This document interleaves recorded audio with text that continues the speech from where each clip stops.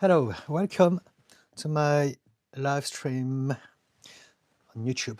Today is Friday, the 13th of March, and it's 6 p.m. UK time, and I should be here a couple of hours. And so, if you're new to my channel, I'm a therapist and coach, and I come here to talk about mental health, psychology, human behavior, relationships, emotional intelligence, and all of those things that would absolutely enhance your quality of life if you knew more about them. And so the way I start my live streams is by reading and commenting on some of my own short posts.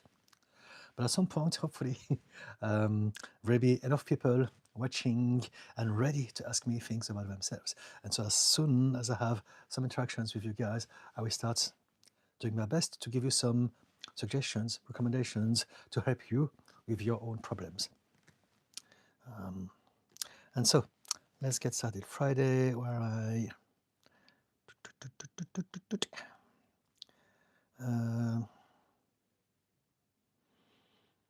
let's get started with Thursday.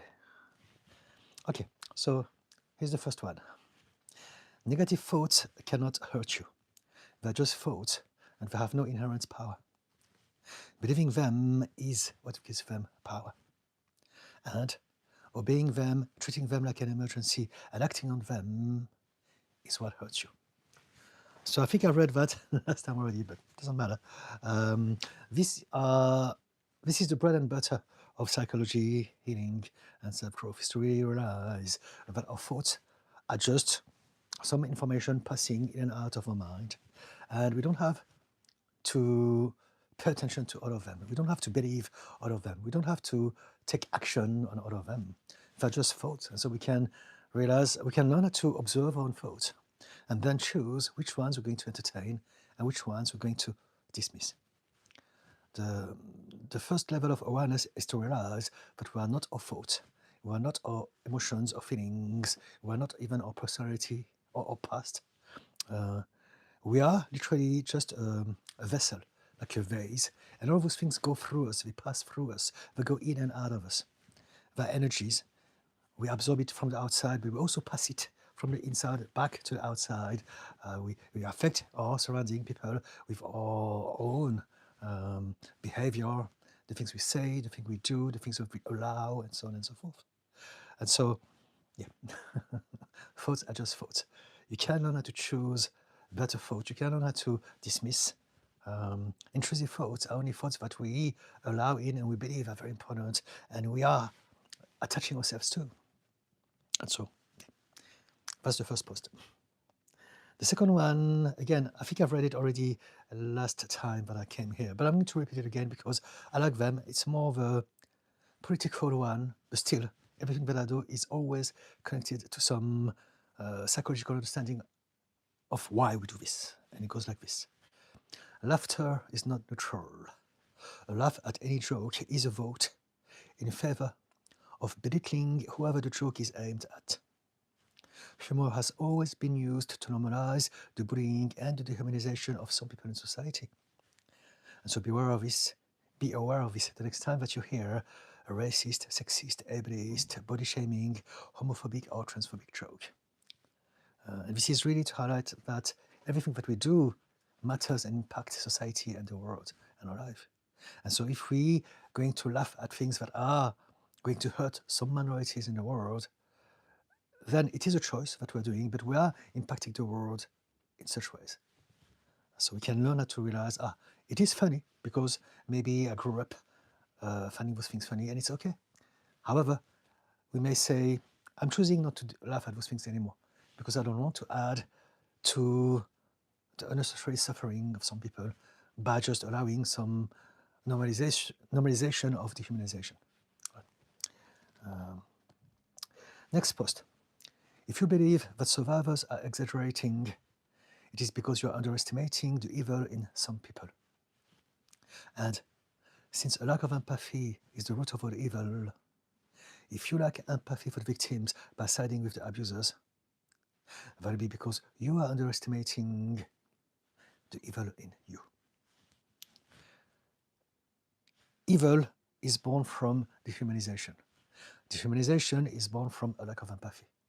And so the only one thing that we need to do in order to change the whole human dynamic, the state of the world, is to learn how to stop dehumanizing and to learn how to have more empathy. And so people who are basically telling survivors that they're exaggerating, they're already siding with the abusers. And so something to be aware of. Sometimes we do things we don't even realize this, but it is happening. And so the more self-awareness we have, the more we can change things positively for us and everyone else too.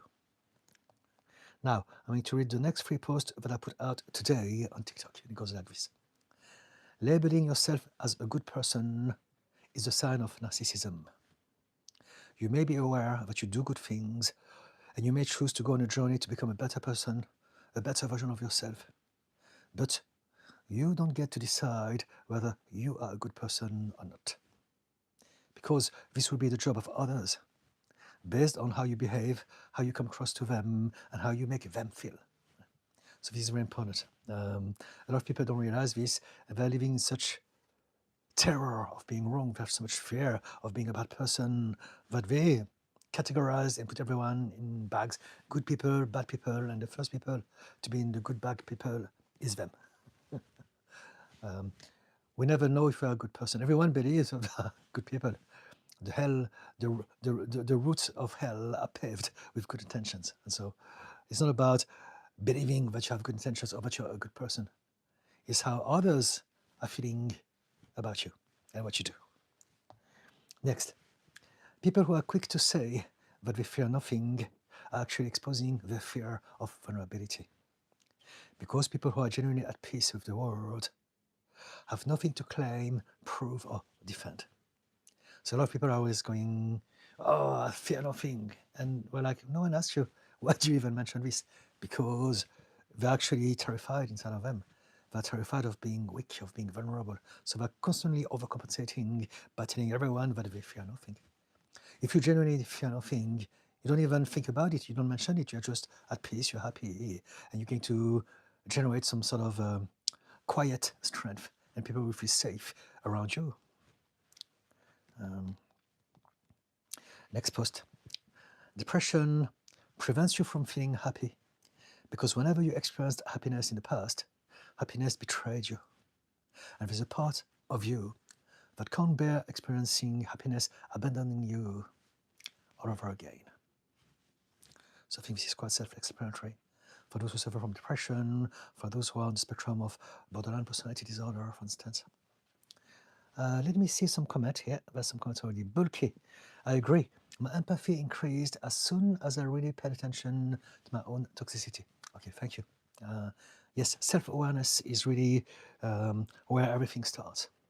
I used to be terribly toxic to everyone all my life up to the age of 38. And so I totally get you. So well done. It's not easy. It's not an easy thing to do, but you know, this is why we're going through life, is to learn about ourselves and change and get better. Vova, hi Didi, how do you feel today? I'm good, very well, thank you. How about you? Kasem, thumb up. Voya, what are some of your favorite books, fiction primarily? Fiction book, the one book that I adore in terms of fiction would be 1984. Sadly, it's not such of a fiction anymore. It's been a template, a manual of how to, of how the world functions. So George Orwell, 1984, Animals Farm. I love that. I love Stephen King. I watched a lot of horror stuff when I was younger. And I don't read much fiction anyway. I do read a lot, but it's all about psychology, mindset stuff. So there. And also, I find it difficult to read because of my conditions. And so it's easier for me to either watch movies or listen to audiobooks. And since listening to audiobooks takes a lot of time, and I'm always listening to many audiobooks at the same time, I have a limited amount of time to give to reading. So I don't read stuff anymore. I stopped reading a long time ago. I only read stuff or mostly listen to audiobooks to do with what I do, with my career, with anything to do with therapy and mental health, and understanding reality, understanding the mind, understanding the human nature. And this is what I'm doing here. I come here to share those things with you guys. I'm obsessed with those things, and I believe that the more self-awareness we have, the more we can not only address our problems collectively, individually, but also collectively. The state of the world is the result of all of us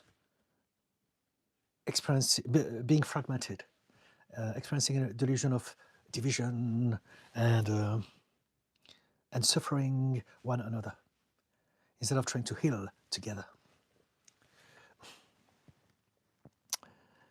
Josie Pavukelik, hi from Croatia. Hello, Josie. And so again, if you have any questions to do with psychology and mental health, just ask. In the meantime, I'm going to carry on reading and commenting on my own post, just to give you an idea, a flavor of what I do.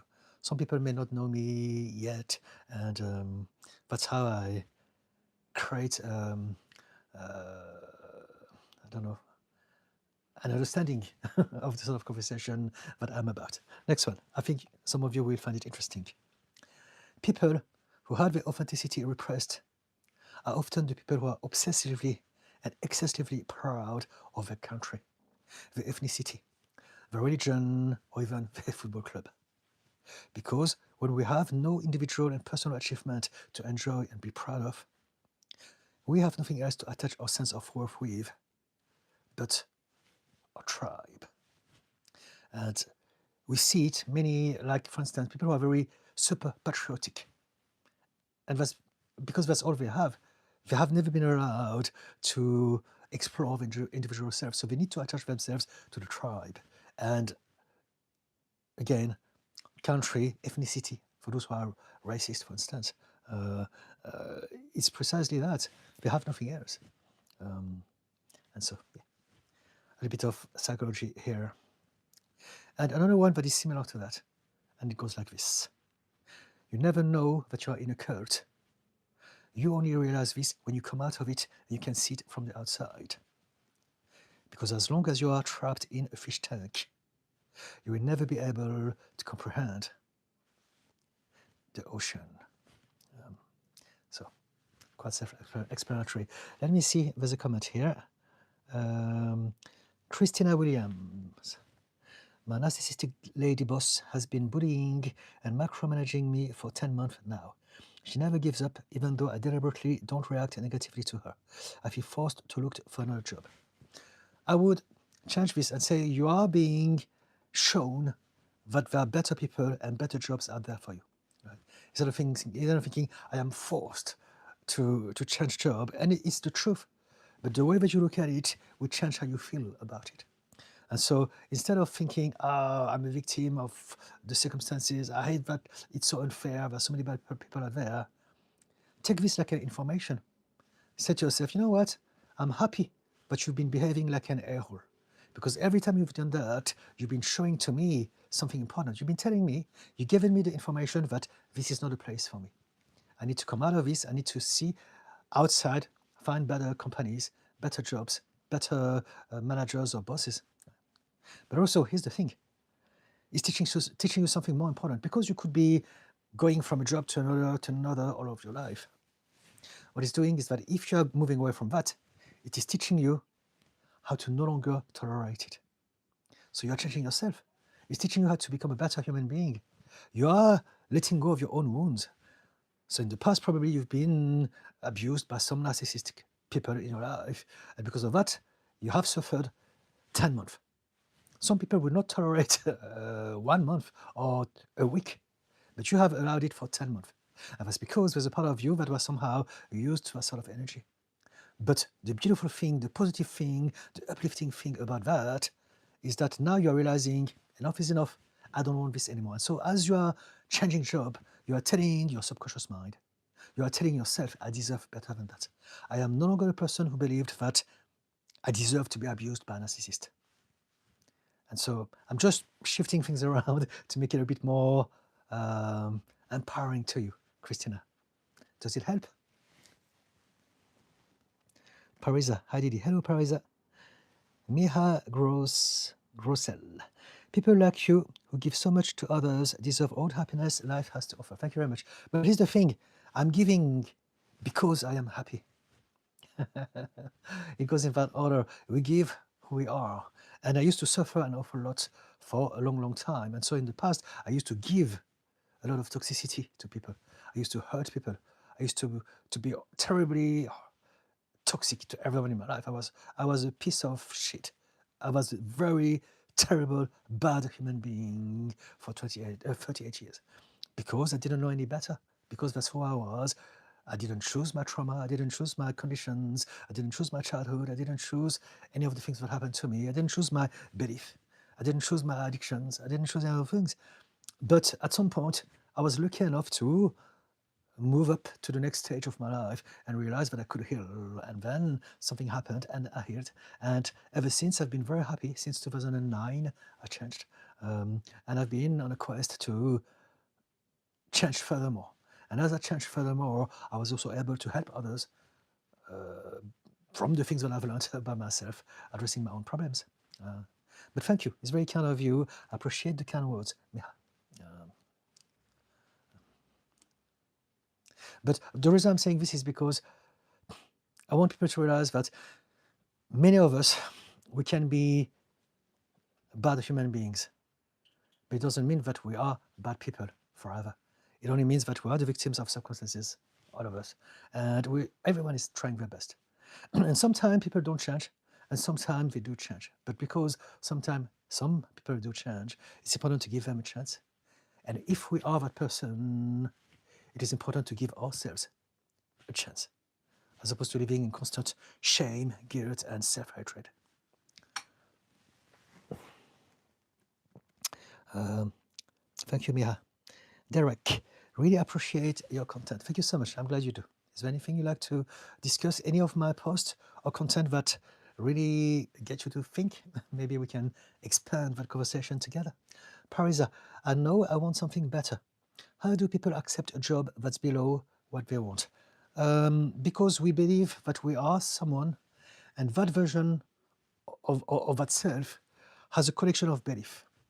And so there are things, essentially, whatever that we tolerate and allow in our life will be things that we have had in the past. It is our normality. It's the things that we have either experienced through childhood with our parents at school, but also things that we have observed from the people that we looked up to. So the way our parents lived their life, the way they dealt with adversity and all those things is going to become how we do as well. So let's say if you say, how can people accept a job that's below what they want? That's because they don't believe that they can have any better. They believe that that is all that they deserve. Maybe they believe they're not clever enough. They believe that they're not worthy enough. Whatever that it is, we all have belief in regards to everything. And also, not only there's the belief from our upbringing, as in parents, and interactions with them, and observation of them, but also society, culture as a whole. We live in a capitalist system that from the younger age at school condition us to believe certain things. And so whether we are religious or not, everything is based on religious dogma as far as belief is concerned in this society. And so we're going to believe that some people are better, some people are lesser. We're going to believe you must work hard or otherwise you are lazy, you are bad, you are weak, you are selfish. And none of those things are true. We are whichever we are because of whichever way we have adapted to whatever happened to us up to this point. There's no such thing as personality or character. It's a myth. And we suffer because of that. We suffer because we believe that some people are better than others and some others are lesser than others. We put labels, we're going to judge based on their behavior. And we don't realize that there are a lot of reasons as to why people behave like that, but not only they've never chosen anything, but also they can change. Now, for instance, we have a much greater understanding of mental health and neurodiversity. And so people understand that that person is not necessarily stupid or lazy. Maybe they have ADHD. That person is not rude. Maybe they have autism. That person is not needy or insecure. Maybe that person has borderline personality disorder, and so on and so forth. Everything can be understood if we explore someone's past and history instead of judging them based on some hasty conclusion because of the things that we see. And also a projection of the things that we have and the belief that we've been taught. So thank you for your heart.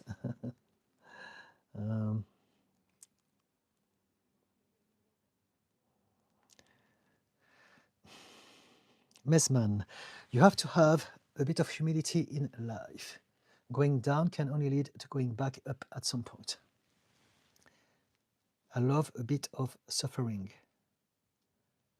Okay, do you want to talk about this? I'm not sure I understand your point of view just yet, Mesman, but we can discuss this if you want. You have to have a bit of humility in life. What I'd say is that I don't believe that anyone has to do anything, but I do believe that humility can be a good thing for many of us. Indeed, I absolutely agree with that. But I really want to change the whole narrative, and I would never say you should do this, you should be that. I understand that we all do our best, and we are what we are. But I don't want to be self-righteous, like a preacher thinking that I know better. I don't. I only know what I know, and I'm sharing what I know, and I believe that the right people will click, and the wrong, not the wrong, the ones who are not aligned with that sort of thoughts won't, and it's okay. I never try to convince anyone. I just share my perception of things, take it or leave it. That's it. And so I'm saying this because I don't want to personally ever say like you have to do this. Sometime in my post I may say this, but it's just because I only have so much time to pass information, and sometimes also because I understand the nature of social media. You need to have a hook, so there's that as well. I play the game. This is how you do things. But having said that, I do agree with you that humility is important indeed. But when you say I love a bit of suffering, I'm not sure about this. I don't think we can ever love suffering. We can, unless we are masochistic, right? Unless we use suffering to have, like if we do things on ourselves, that'll be because we need to have an illusion of control, and that satisfies us. I have power over something. I have some agency in that aspect of my life. But suffering is something that we can learn from. It's something that we can grow from. It's something that we can experience as one of the many experiences of our human experience. But enjoying suffering, to me, it's not necessarily the best way I would personally phrase it. But again, if you do that, if you enjoy suffering, maybe you are a masochist. Mr. OCD said hi. Hello, Mr. OCD. How are you doing today? And so I'm going to have a sip of tea, and let's continue with that conversation. Anything you'd like to talk about, guys? I can tell you about the video that I put out this week on my YouTube channel. I put a long form video every week. And the one that I put out on Wednesday is called Growth Happens in the Comfort Zone. So again, I'm going against the current here. Everyone always say, comfort zone is a trap. It's poison. You will never do anything good in comfort zone. You need to come out of it. You need to abandon it. And it's just rubbish. It's not true at all. Sometimes we need to expose ourselves to some sort of new stimulus. That's true. But we don't need to abandon our comfort zone. But also, growth, the real growth happens in the comfort zone. Once we are processing the stimulation that we have experienced outside of the comfort zone. So again, it takes both in and out, but the growth actually happens within the comfort zone. I talk about this in this video, so check it out. And I give, for example, physical adaptation, mental adaptation, and emotional adaptation always happen within the comfort zone, not outside of it. And the reason why it's so important to have that new narrative is because a lot of us, we want to change, but because we're bombarded by people on the internet saying, you have to come out of the comfort zone, because for them it's easy. Not everyone has trauma, not everyone is a neurodivergent. And so maybe for some of them, it's a good advice, but for many of us, it isn't. And for many of us, it prevents us to even try because we're terrified. We don't want to come out of the comfort zone. To us, comfort zone is not a place of laziness. It's not a place of weakness. It's not a place of poor character. It is a place of safety. And so check it out if you can. It's called Growth Happens in the Comfort Zone. And on the thumbnail, I've written comfort zone equals growth. Don't listen to them. Lifestyle Chat. Hello Didi, how has your day been? My day has been very good so far, and there's more to come after the live. So I'm very happy with myself today. Thank you so much. How about you? Forrest, good evening, Didi. Hope you're doing well today, listening today while working on my car's rusty frame. Okay, enjoy doing your car stuff. Lifestyle Chat. Some people are tired and want to settle. Not everybody is so ambitious and may accept substandard or below their ability because that is their choice and that is okay. Yes, everyone is different. Everyone is different. There's that as well. So back to the previous conversation, it's true that everyone has a different priority, and for some people, it can be a lot of ambition and big plans to take over and rule the world. But not everyone is like that. It's about finding out what matters to us. For someone who survived trauma, for instance, having a quiet life is heaven. Just that. We don't need anything else. Anything else can be good or not, but it's not a necessity. It's not something that they miss, that they think about, even. And I've written a post that I'm going to put out on Sunday about this precisely. And it goes like this. Never underestimate. So I'm going to put it out on Sunday on TikTok. YouTube, there's always a delay of a week. But it talks about this precisely, and it goes like this. Never underestimate the extraordinary achievement of a quiet life. Not all happiness is loud, not all success is shiny, and not all wins need comparison, nor even an audience. And so, yeah, we tend to glorify, again, because we are in a capitalist system, and it's only been in the last few years that everyone is starting to say that billionaires are evil. But I can remember, like a few years ago, everyone wanted to become a billionaire. After becoming a millionaire or a multimillionaire, everyone was on the billionaire club. Everyone can be, you can be whatever you want to be a billionaire. And it's just rubbish. Because everyone is looking in the wrong place. It's like Instagram lifestyle, right? Now, for some people, it may happen. But it's very wrong to push it as something that we should all aim at, because happiness exists in so many forms, and more often than not, this is not it.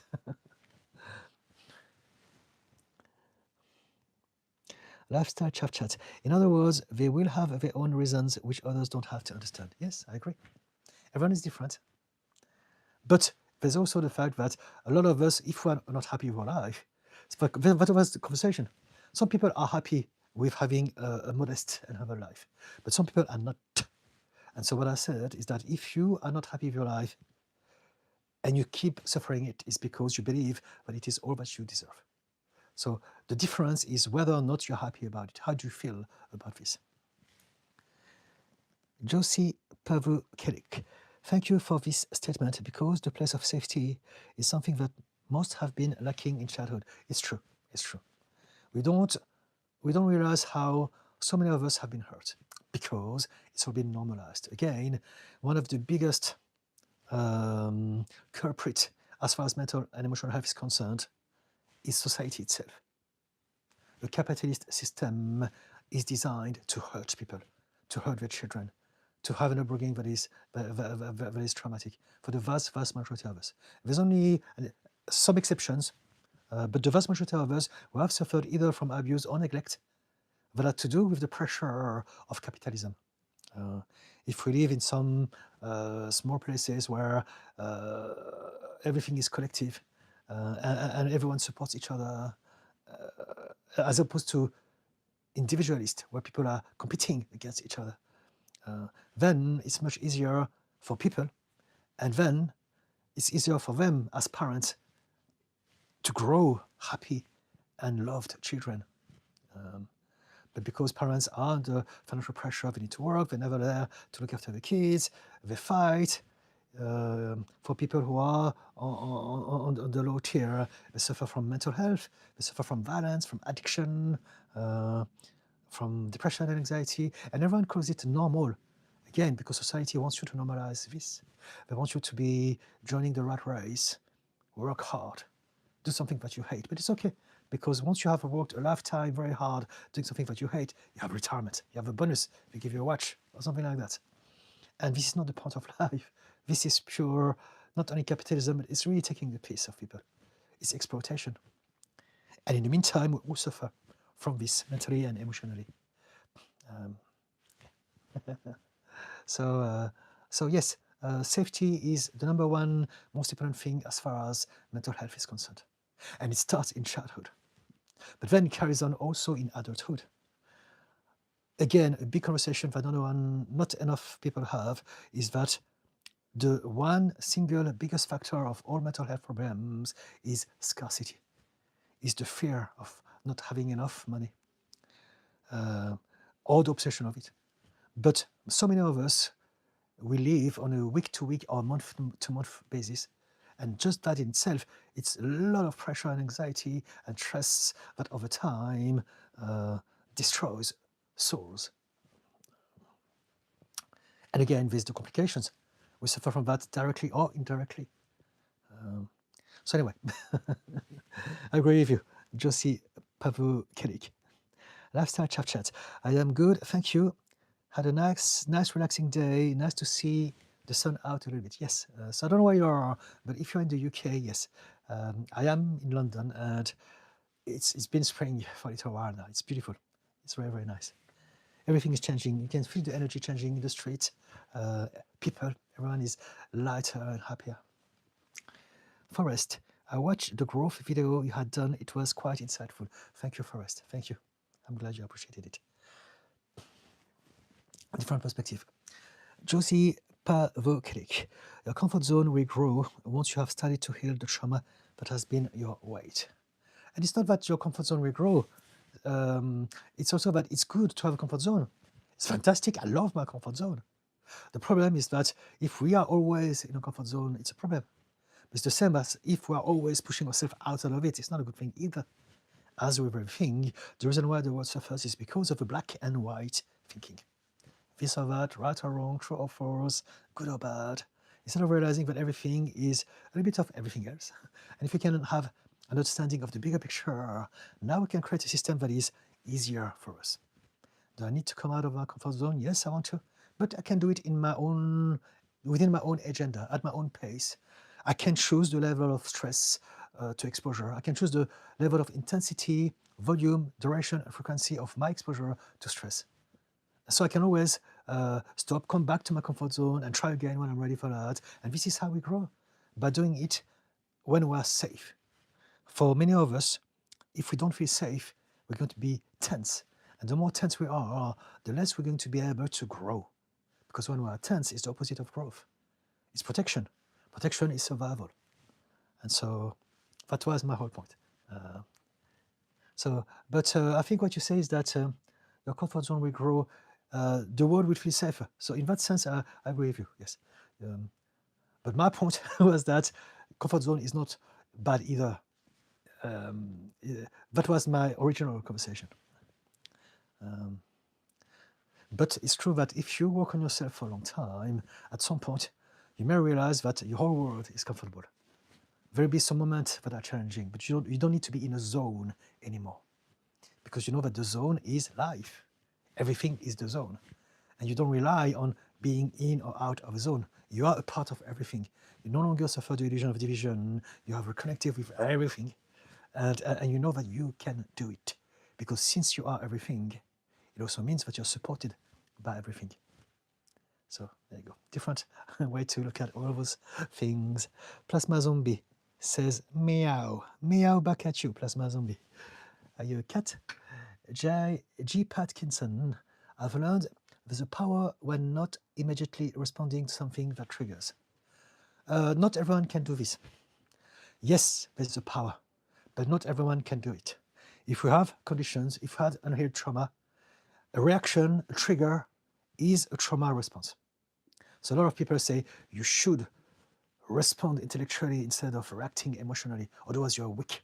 And they are totally showing a lack of understanding of psychology. They're showing a lack of empathy as well.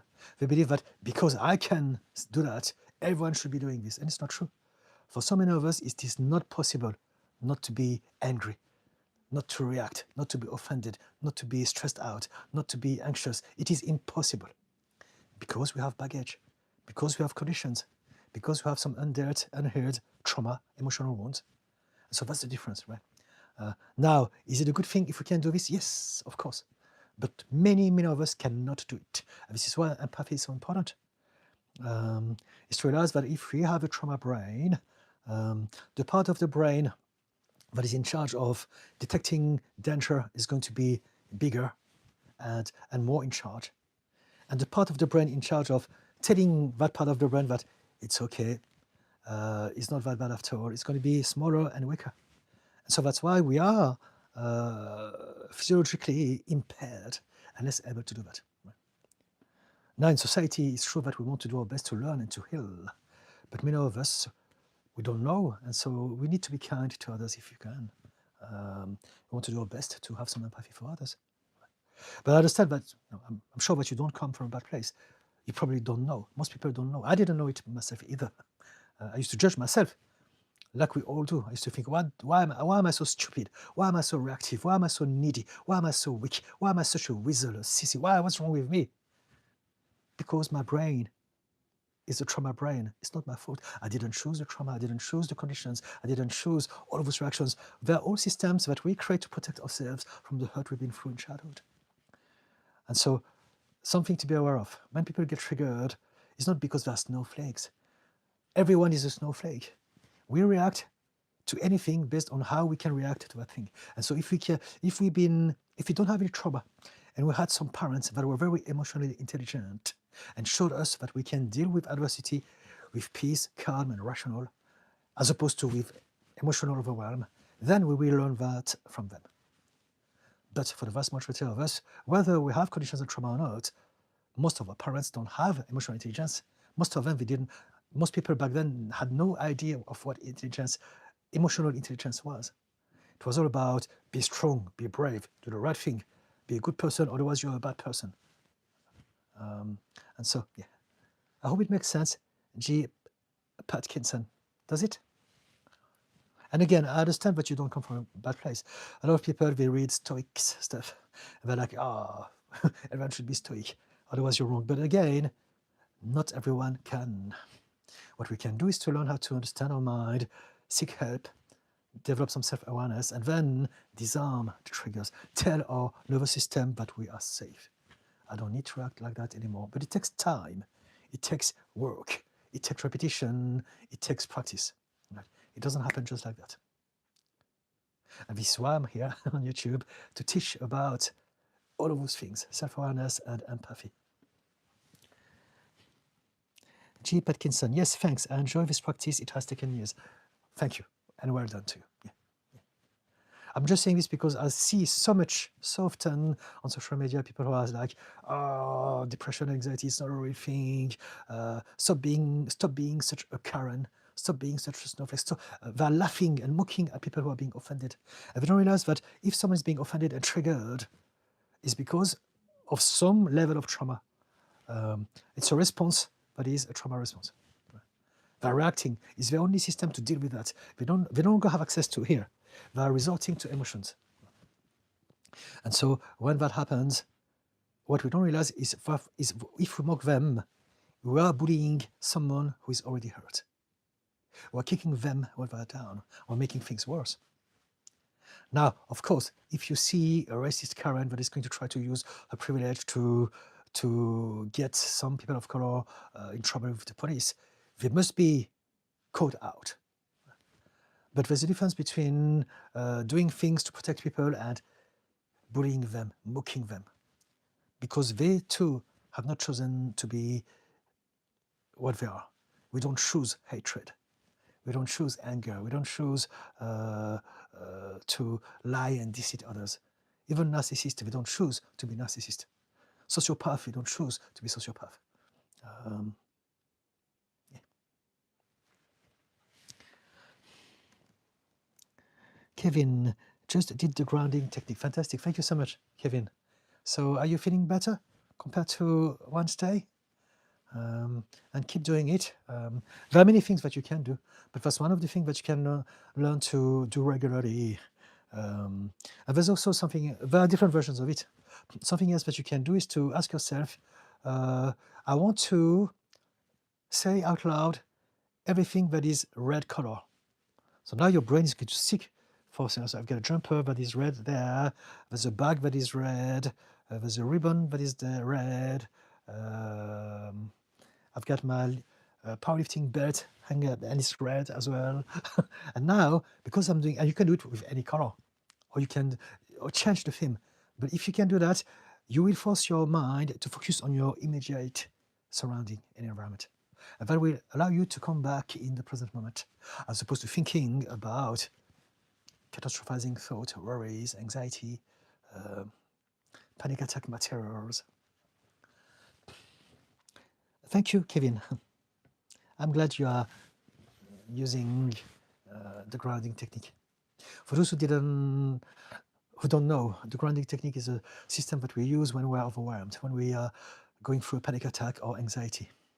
We can always come back to a place of safety through mindful breathing, through somatic exercise, or through mindfulness exercises such as the grounding technique, or the one that I just described now.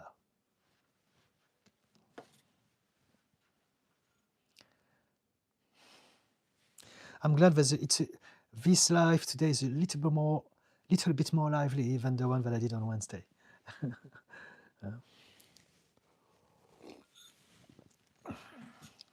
I enjoy doing those live streams also for myself. And so please, guys, if you have any things you'd like to mention, do so. And I will do my best to brain dump whatever crossed my mind in regards to whatever topic you're suggesting me.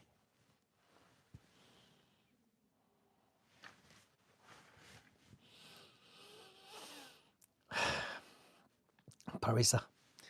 When I go for walks, I focus on colors around me so I don't get anxious or start judging people. Good on you. Yeah. Walks are fantastic, and the best walks, really, if we have access to nature, is walks in nature.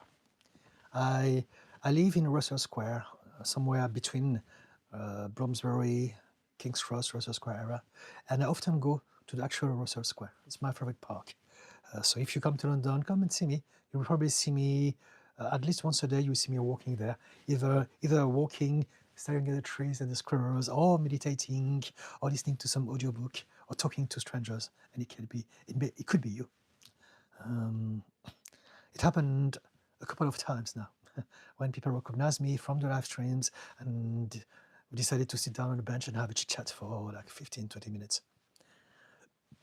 There's even a guy once who came all the way from another city in the hope to see me, and he did, and it was nice. And so yes, when you go for walks, the first thing that we do, we're getting outside. So we're getting out of that space where we're overthinking, that place where we're feeling disempowered or depressed, perhaps. Moving is very important for everything. Life itself is movement. Fluctuation, change, evolution, movement. So if we don't move now, we are going to allow for the past to catch up on you, on us, with the same sort of thoughts, inner critic.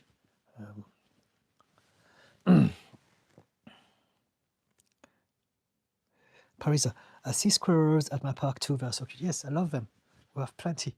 And again, I don't know about your park, but I would assume that squirrels are loved by people because they're cute, and so they're quite trustful. In Russell Square, so many people bring nuts and stuff to feed them, and they eat in their hand. They're very trusting because they're loved, and so should they. And it's the same thing with birds and pigeons. Mr. OCD, Didican, how do you reach the unreachable? You must have had cases where people really don't see past a certain level of understanding, especially emotions and the impact the behavior has. We don't. We don't always. Sometimes we can help people. Sometimes we can guide people. Sometimes we can help people transform. Sometimes we cannot. So we need to accept this, right? How do you reach the unreachable? You must have some cases where people really don't see past a certain level of understanding. Yes, no, some people are not able. Some people will never understand a single word that I say. Some people attack me randomly online, ad hominem attack, because they don't like the energy that I have or the energy of the things that I say. Because more often than not, they don't understand even, but I understand that they don't understand. And so I'm not going to even get started with them because we're not speaking the same language. And so I often say, it's okay to disagree, or no, it's not a problem that you don't agree with me. I wish you a good day, nevertheless. But if they keep on attacking, I just block them because they allow something to pollute my page unnecessarily. And also because as long as I allow them to do that, they are still feeding their own rage and anger. And so it's not good for them either.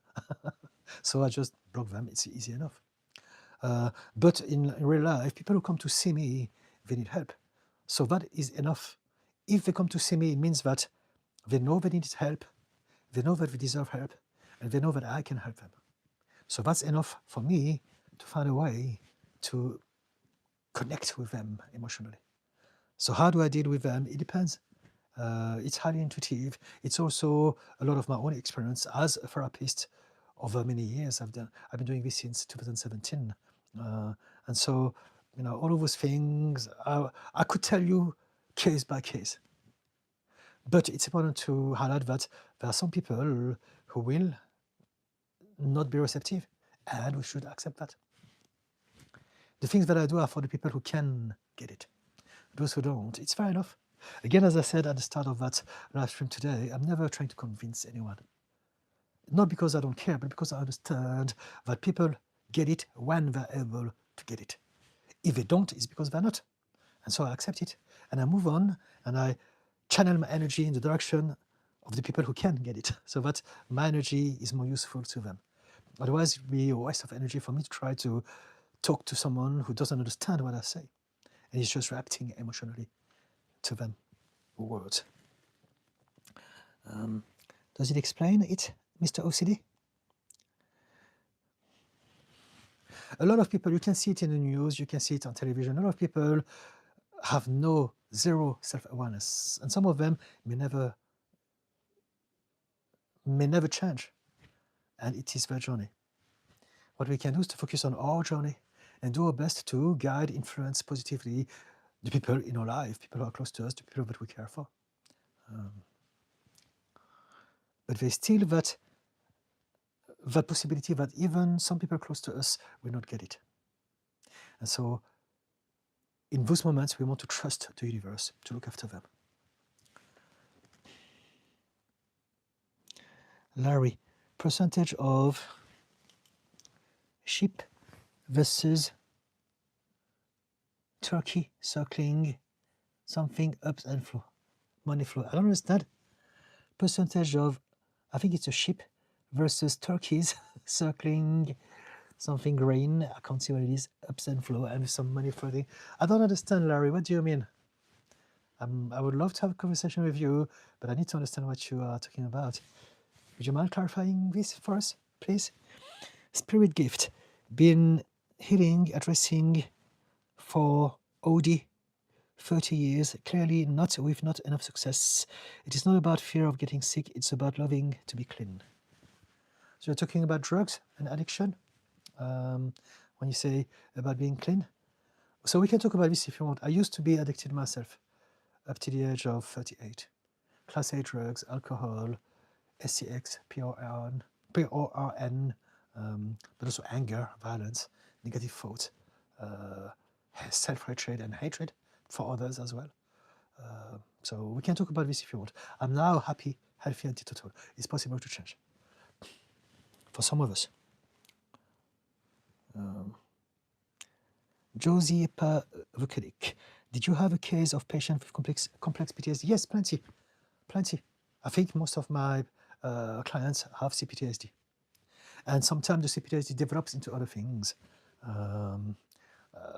CPTSD is essentially when we either have been abused or and have been neglected for a long time by people who were either important to us or that we depended on. so as children. But sometimes we can suffer from CPTSD also with a narcissistic spouse, for instance. But essentially, yes, complex PTSD is actually very, very, very more common than we think it is. And it develops into all sorts of things. Again, bipolar disorder, borderline personality disorder, so many things that CPTSD is the start for many of us, for many of our brain to develop in a direction. So yes, absolutely. And it is absolutely possible to correct the symptoms of CPTSD. It's important to realize that it's tricky to say whether we can fix CPTSD or not, because it's not about fixing something. When we have CPTSD, we don't have a thing. What it means is that we have a brain that is different. And so we don't fix the brain. We just teach our brain to function in a better way.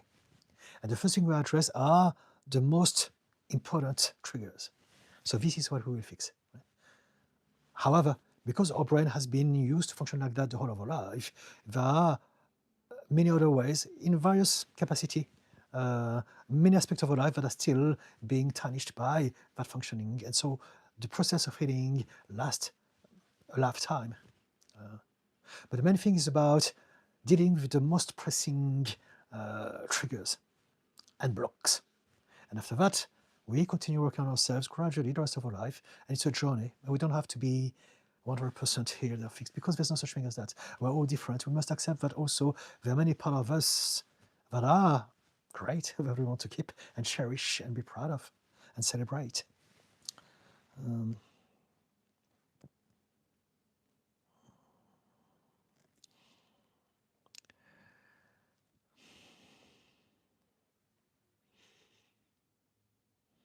Spirit's gift, no germophobia, please. See post above. Okay, I thought you said like drug addiction.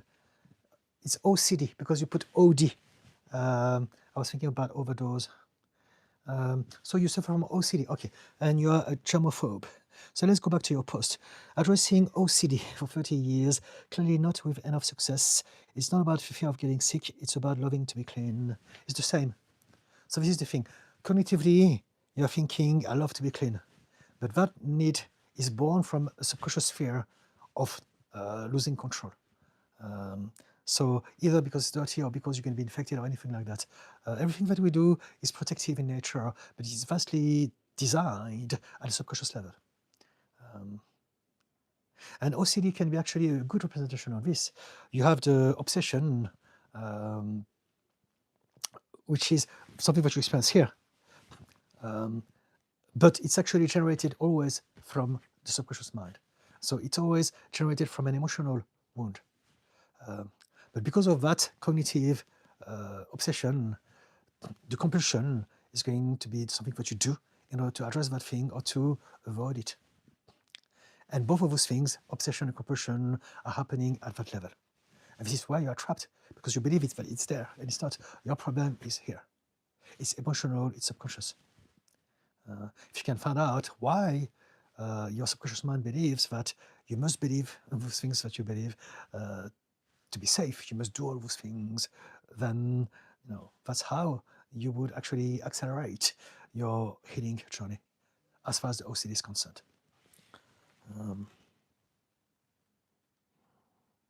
And it's possible, absolutely possible to change. Litomi, can a person become emotionally attached to their own suffering? And if yes, how can they break that pattern? Yes, it's possible. Yes, we do that. We get attached to what is normal to us. We literally get addicted to our internal biochemistry.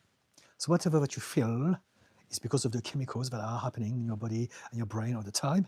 And that is our normality. And because your brain is designed to protect you, and for the brain, all that matters is something that has track record. What this means is that if you have been suffering from anxiety for a long time, anxiety feels safe. If you've been suffering from depression for a long time, depression feels homely. If you've been suffering from hatred, anger, shame for a long time, all of those things are what you're going to return to. It is your normal. it is your home. And it takes some self-awareness to break through away from it. Not through, to break away from it. Pardon my French.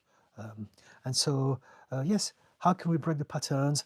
Self-awareness, therapy, self-reflection work, mindfulness, all sort of things. It depends. It's different for everyone. But self-awareness, learning how to understand ourselves, is where everything starts. Then we can choose which path we're going to explore to change our habits of thoughts and emotions. But yes, we do absolutely get attached to our emotional sufferings. There are many instances. We get attached to shame, for instance, because shame is something that we have created in childhood, more often than not, because it gave us an illusion of understanding and control. And what I mean by that is that if I believe that it's my fault, there's something wrong about me, it means that there's a chance that I can change my parents' behavior if I become a better boy or a better girl. So it seems convoluted, but this is pretty much how all that we can think of when we're a child. And even if it doesn't make sense to us today as an adult, a lot of the things that happen to us in childhood are going to create all the situations in our life now, including the acceptance and the holding onto shame or suffering, fear. People who grew up in chaos and drama and constant tension, for instance, we find it difficult to be in silence and stillness and peace and quiet because it feels wrong. There's something missing. It feels like there's some danger lurking in the background. We'd rather have noise so that we are active, instead of waiting for the bad stuff to come out of the dark, as it happened to us when we were younger, unpredictably. Josie Pavukelik, thank you, Josie. Mr. OCD, thanks Dilikan. My wife was just watching you and is now following you. Oh, fantastic, thank you. Thank you, Madame OCD. She said she will check you out later. Fantastic, thank you. Josie, I had narcissist parents, so I am in therapy for CPTSD. Okay, I wish you the best for that. It's a tricky one, but you can do it. Sadly, yeah. Also, there are more narcissistic parents than we think there are. But again, because narcissists are very, very clever and know how to manipulate people, they often go undetected by everyone else, but the people who suffer from them. Sadly. Lee Tommy, the suffering I'm attached to is the emotional attachment to a past relationship. Okay, I get it. Okay, so that's another way to do this. And I will explain, but I'm going to finish your comment first. I feel like the memories and pain became part of my identity. So moving on sometimes feels like betraying that love. So basically, this is it. The reason why you're attaching yourself to that emotional suffering is because there's a part of you that believes that as long as I'm suffering, they're still with me. I still have contact with them. So you want to address that belief, because you can connect with someone without having to attach yourself just to the suffering. You can attach yourself to the good memories, to the happy stuff, to the things that you've learned from them. But then again, past relationship also means that you have the belief that that person, if it's a romantic relationship, is so special that no one else can ever beat that. And this is wrong. This is absolutely not true. Think about it mathematically and logically. There are billions of people on this planet. What are the chances that one person can only give you the love that you crave and no one else? It's not possible. If you just use basic stats, there's got to be many more possibilities out there. And so appreciate that it was special for you then, and you have memories that you can cherish, some happy ones, positive ones, but your life goes on and there are other people out there. And the sooner you realize this, the more you will make it out of the rest of your life. Litomi. But this also happens with grieving. Some people can't stop grieving because they believe that if I stop grieving my loved one, I'm betraying them. And it's just not true. If you were able to speak to that loved one, they will probably tell you, stop doing this. If they loved you, they will tell you to carry on with your life and be happy. They wouldn't want you to suffer, would they? If they loved you. Kevin, comment allez-vous? How are you in French? Dylan, my French is coming back to me, Didi. All right. Super. On peut parler français si tu veux. We can speak French if you want. Sasquatch. Hello. Hello, Sasquatch. Matthew Fennick. Thank you for all your videos. You helped me feel validated when everyone around me in society could not. Thank you so much. Even AI refused to provide labels so as to protect my abusers. The double victimization sucks. It's okay.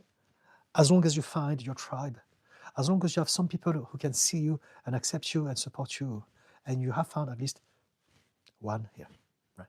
And if you stick with me and you come back every week, you may start to get to know everyone else in the chat. And this is how we create a little community, right? And you can do this also in other places. We don't want and we don't need to be seen and accepted by everyone. We just need to be seen and accepted by some people, and most importantly, by the right people. And so the job here is not to realize that life is hard. People are so stuck in their old ways. They're so mean and horrible. But instead, where are my people at? And find them. And create a little bubble of peace and serenity and happiness. Tommy, thank you so much for answering my question on the live. Your perspective really made me reflect on my feelings and understand myself better. I truly appreciate you taking the time to respond. Of course. Thank you so much, Tommy. Come back anytime. I am here every Wednesdays and every Fridays, every single week on YouTube from 6 to 8 p.m. UK time. From 6 p.m. and I will always normally last until 8. If exceptionally there's no one online on that day, I'm not going to stay like a lemon for 2 hours. I will probably say goodbye and come back the following time. But at least if you come from 6 o'clock, you can always find me on YouTube. And we can talk about anything that you want. Some people come back. There's been some people who are coming back on and off, who've been doing this like for, I don't know, there's one person I think for 1.5 years, 2 years. And I'm always happy to resume the conversation with them. If you know anyone who needs some help, bring them along. Matthew Fennick, I agree. I will never blame anyone. Just nice to be able to have permission to sit with the acknowledgement. Thanks again. Have a lovely day. Thank you so much, Matthew. Have a good day to you as well. Clement, how can I learn to love myself when my parents abused me? So I'm sorry to hear that. It's never, yeah, it's horrible. But you can change. If your parents abused you, what you want to realize that they were not your parents. You didn't come from them. You came through them. You came from the stars, from the universe, from everythingness. Just 1 second. I'm going to resume. I just need to post my 3rd TikTok post of the day, and I'm back with you straight away. Just bear with.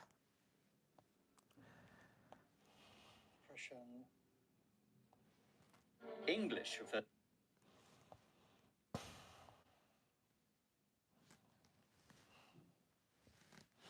Just bear with 1 second. I just want to make sure that it's fully uploaded. Okay. Should work. So let's go back to this. Clemens, if your parents abused you, I want you to realize that some of us are lucky and have parents that love us. Parents that are loving, careful, caring for us. But many of us, we didn't have that luck. But it's okay, because they were just there for you to exist in flesh and bones on this planet. But now that you're grown up, you don't need to see them as parents anymore. They're not your parents. They are people who were there at the start of your life. And now you can focus on creating a better life for you and find who is your real family. Your real family exists out there.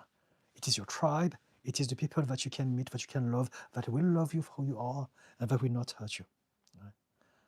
But as long as you are expecting for your parents to give you some sort of validation, and very often it's subconscious, then you will suffer from it. You will see yourself through them. It's not fair. If you compare yourself with others, you're going to suffer. And again, it's very human. I feel it. I know it. I'm in the same shoes myself. And it can be excruciatingly painful. But if we can realize that I can choose to feel sorry for myself for something that I've not chosen, or I can choose to actively create a better life for myself. Now we have an option, right? You can learn how to do some work on yourself, first and foremost, therapy, or any type of self-awareness, self-reflection kind of work. And then create your own family. Meet people, find people who love you, find people who are like you, who accept you, find people with whom it's easy to be around. And eventually you'll be so busy enjoying your new life with them that you will no longer need to have to think about the past. You will no longer need to have to think about those people in the past. But it's the thing, you may heal so well that you may go back to those people in the past in the future and reconnect with them somehow. It is possible. It's not guaranteed. For the vast majority of us, it's not going to happen. I'm going to be honest with you. But it's also possible. And so it's not like nothing is ever forever. What matters, however, is that you focus on what is most important for you in this moment, and that is how you feel. So you want to stop seeing yourself from the perspective of your first family. Their perspective don't matter. It is their perspective that hurts you. You are feeling hurt because you are seeing yourself the way they saw you.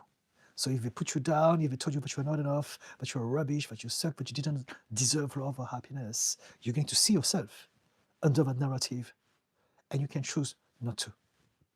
So it's a skill, it's a process, it's different for everyone, but this is basically what you want to do.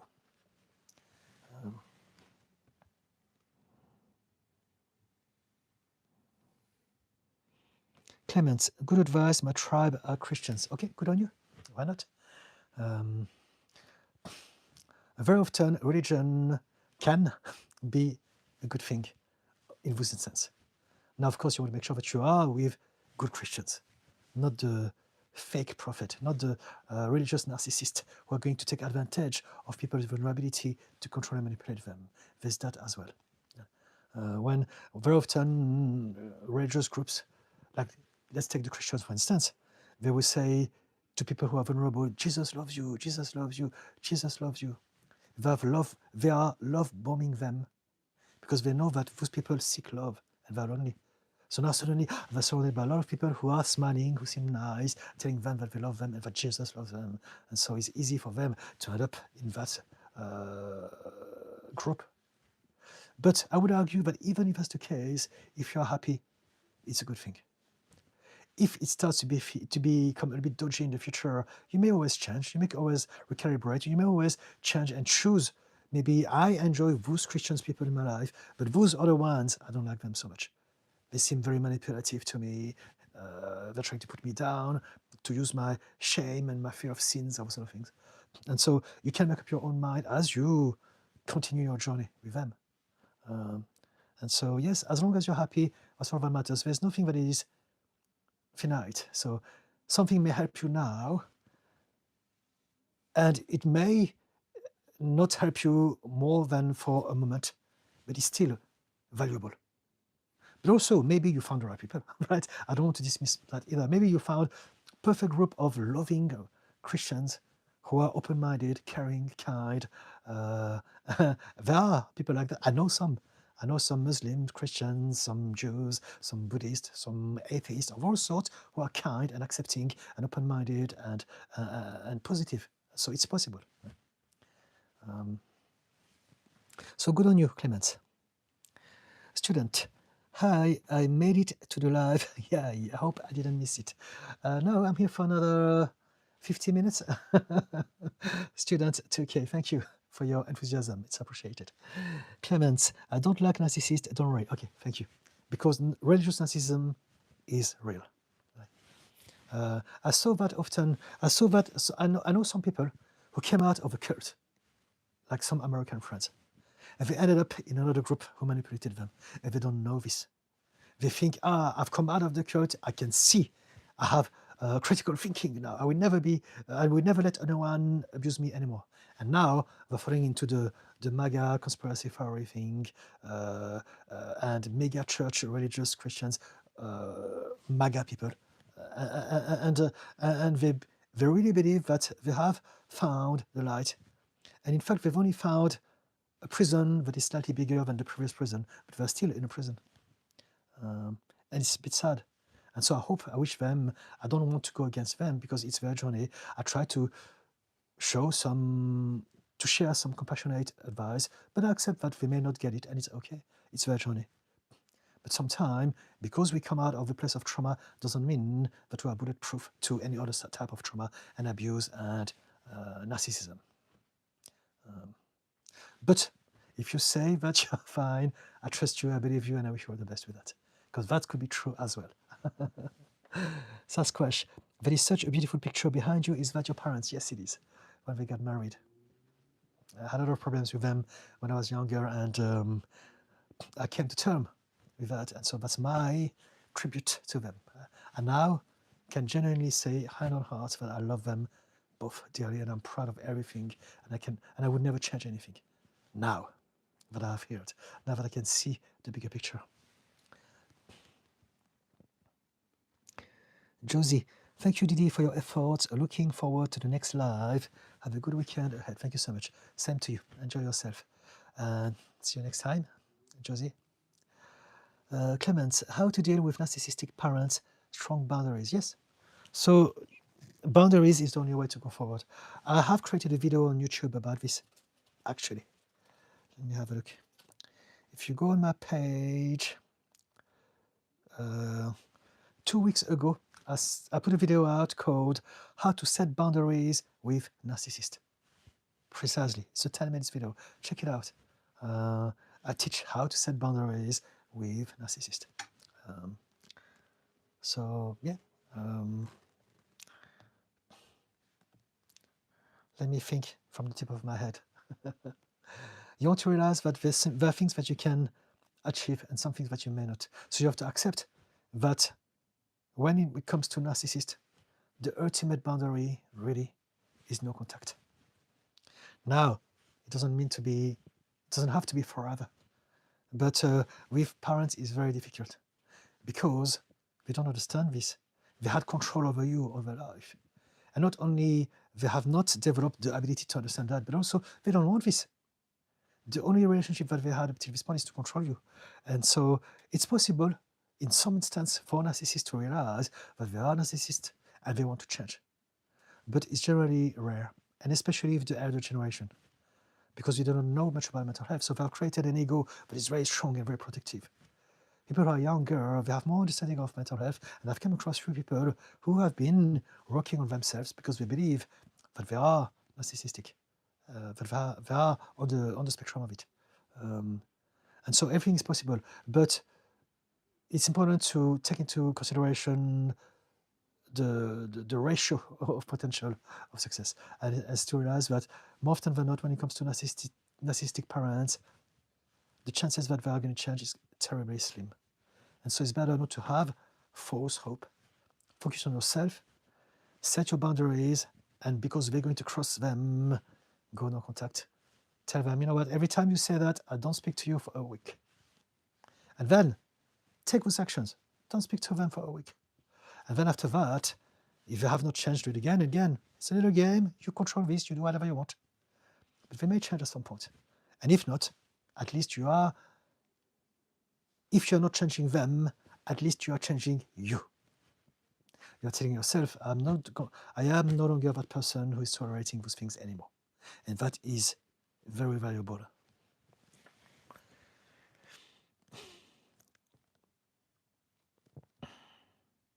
Does it help, Clement? Miha Gross, you taught me people pleasers are actually manipulative because their behavior unconsciously enables others to become abusers. In other words, there can be no abusers if there are no people pleasers. I don't think I said that. Let me try to understand. People pleasers are actually manipulative. They are, because they want to control the environment, as in they need to make sure that everyone is fine so that they are safe within that environment. Because the behavior unconsciously enables others to become abusers. It's not that they enable people to be abusers, they attract them, they allow them in their life. People who are abusers will abuse. They don't need a permission. They don't need anyone to enable them. But it's just that some people will allow them in their life. So maybe that's what you mean. I think I'm trying to get my head around this. So let me complete this. In other words, there can be no abuser if there are no people pleaser. No, it's not true.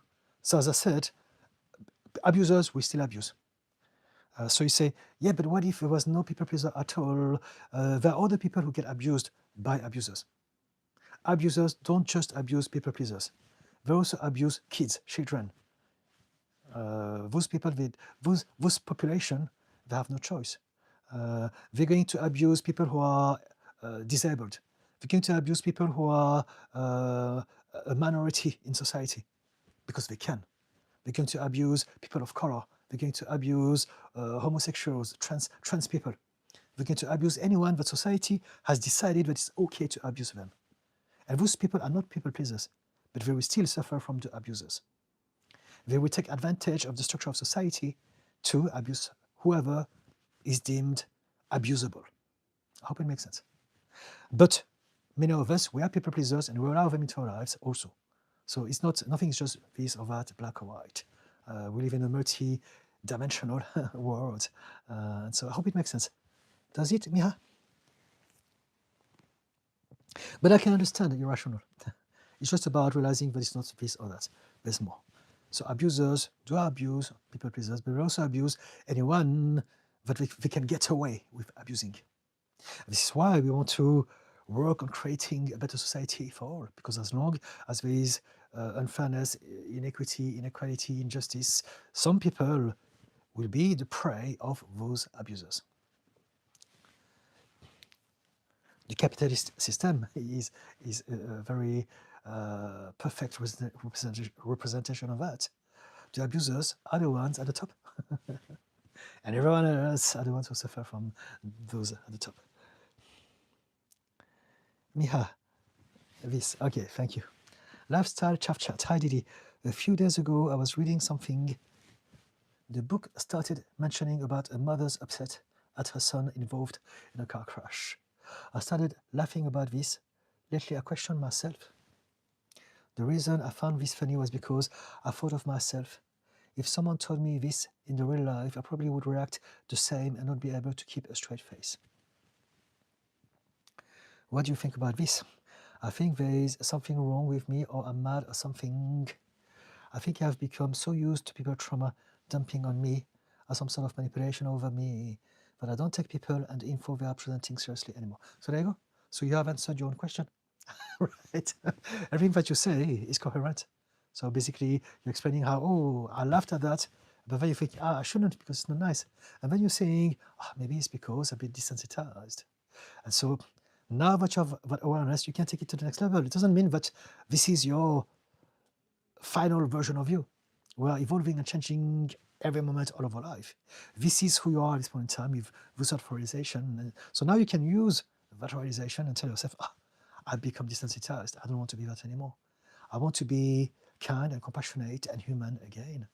So now I'm going to let go of the laughter. It's okay. It's just a nervous habit. And I can change that habit by bringing awareness into that moment with hindsight. In the moment, you may not be able to change laughing at something because it's something that is already installed in your program. But the next moment, you can decide, it happened again. I don't want to be that person again. I'm going to learn how to rewind the tape, go back to that moment, and now show some empathy and compassion. Now that I'm going to allow for a different part of me to come out. Instead of the part of me that is jaded, who doesn't give an F anymore, who thinks that everyone is trying to manipulate people with false diagnosis. Instead, see, you know what? That person suffers, and I want to be there for them. I want to feel their pain. I want to give them some hope. I want to be the better version of me that I want to become.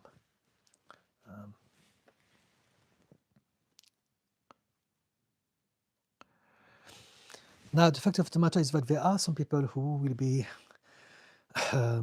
trauma dumping, but the fact of the matter is that they are the minority.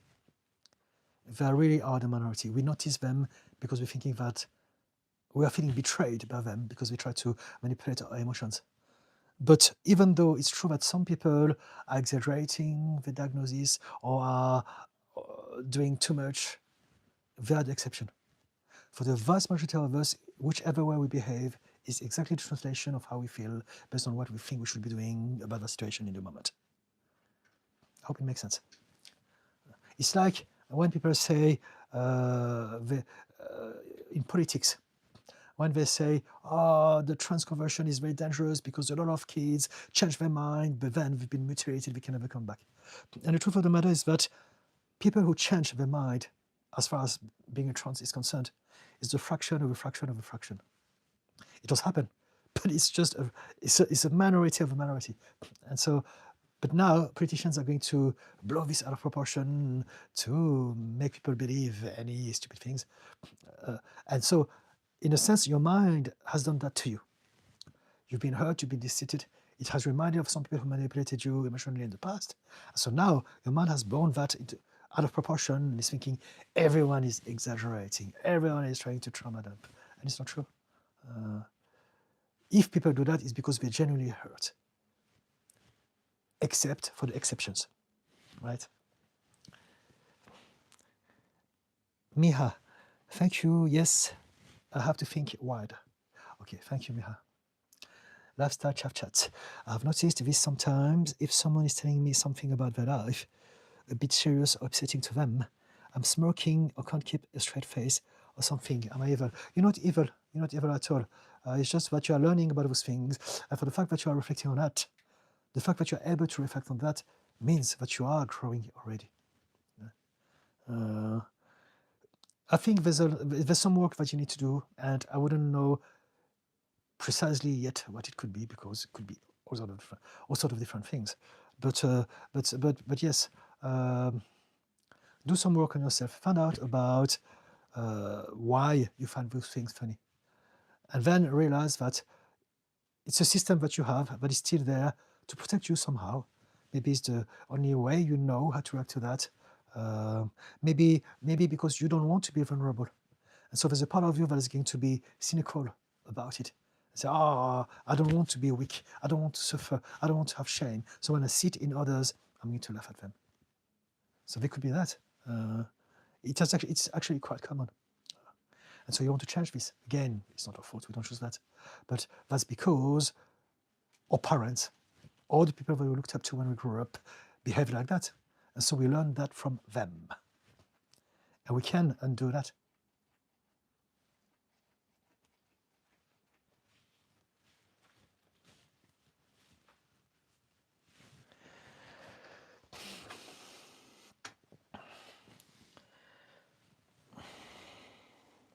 Does it make sense? Lifestyle.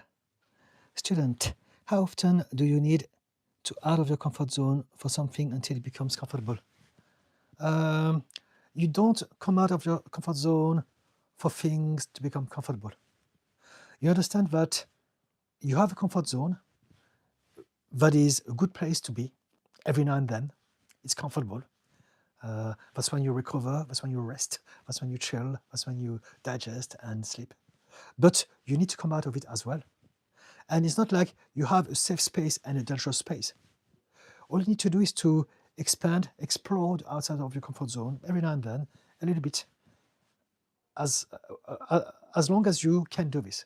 You don't want to go gung-ho, I'm a warrior, I'm a Spartan, I'm going to put my shield, my mask, my weapons and go at war with the world in the outside of my comfort zone. It's not like that. It's really about realizing that in order to grow, what you need to do is to subject yourself to some level of stimulus. That's it. Some stress. It doesn't have to be painful. It doesn't have to be overwhelming. It doesn't have to be scary. It's just some level of stress. And so at start, do whatever you can, but don't get into a state where you are overwhelmed, because otherwise that will have the opposite effect. if you're overwhelmed, you're going to tense. So you won't be able to absorb that information and to process it afterward. Do things within your range of comfort. Come out of your comfort zone within your range of comfort at start.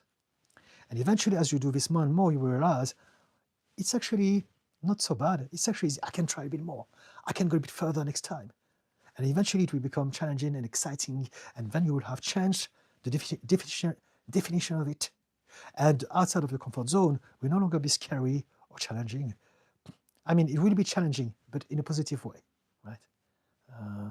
And so, again, check my video about this week, Wednesday. I put a video precisely about this, and it's called Growth Happens in the Comfort Zone. Check it out. I talk about it. It's 7 minutes only.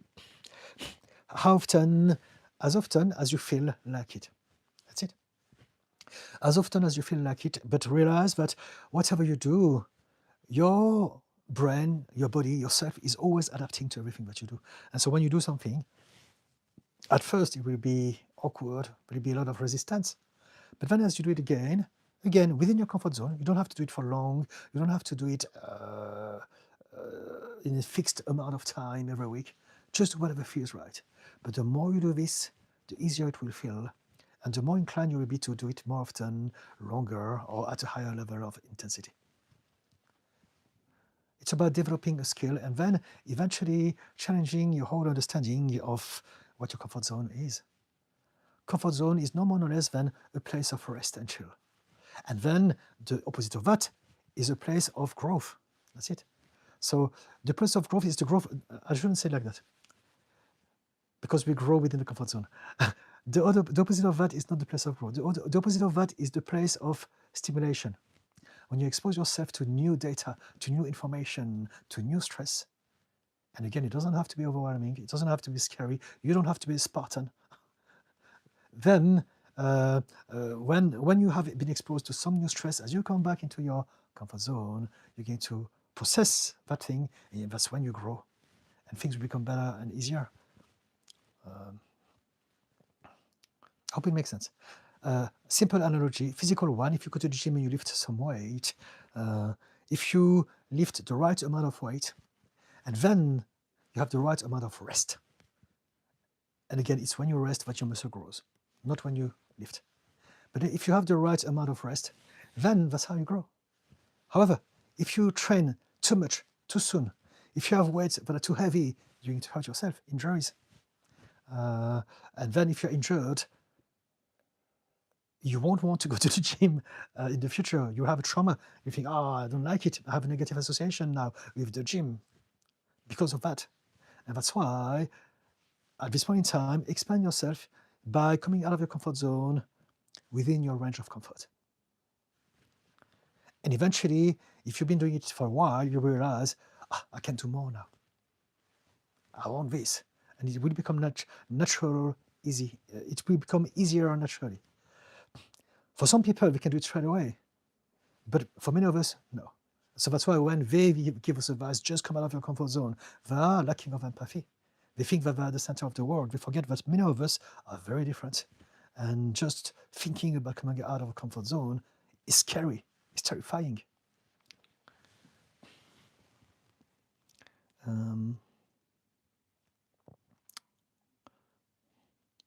Student, like it's hard to speak to new people and work meetings is hard to participate.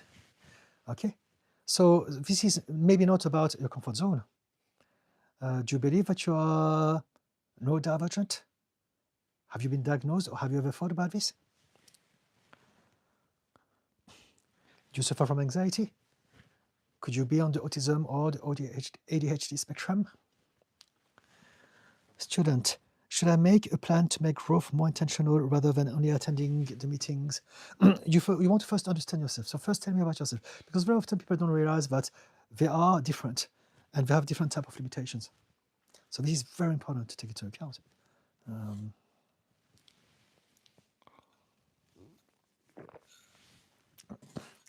Mr. OCD, I hear myself saying I am Spartan. You know what? If it works for you, it's okay. This is the thing. For some people, it may work for them. For some people, they may need a little bit of oomph to get going, and it's okay for them. My beef is when people are trying to tell that everyone should be doing this, and if they don't do that, there's something wrong with them. It's the stigma, it's the shame. Oh, you're weak if you don't do that. You're inferior. You're not a real man or real woman or whatever. That's what I'm not happy about. That's what I find toxic to some of us. But if it works for you, be a Spartan, my friend. Be a samurai. Be a ninja. Be all of those things and more. If it works for you, why not?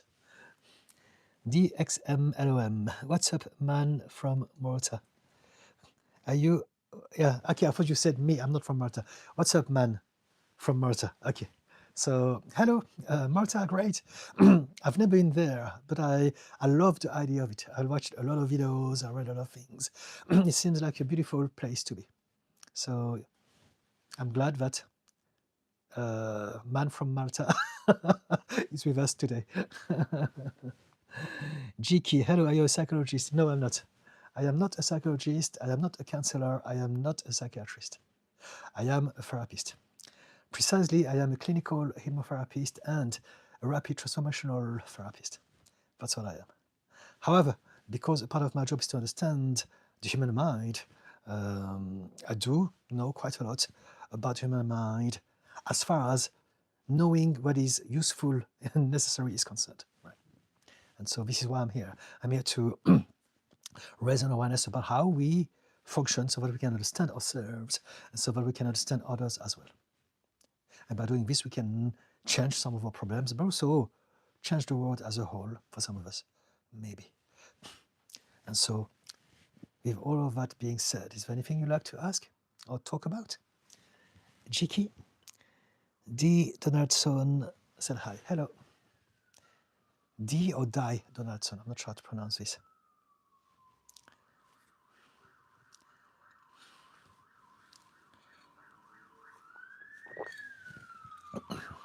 Jiki, I'm concerned.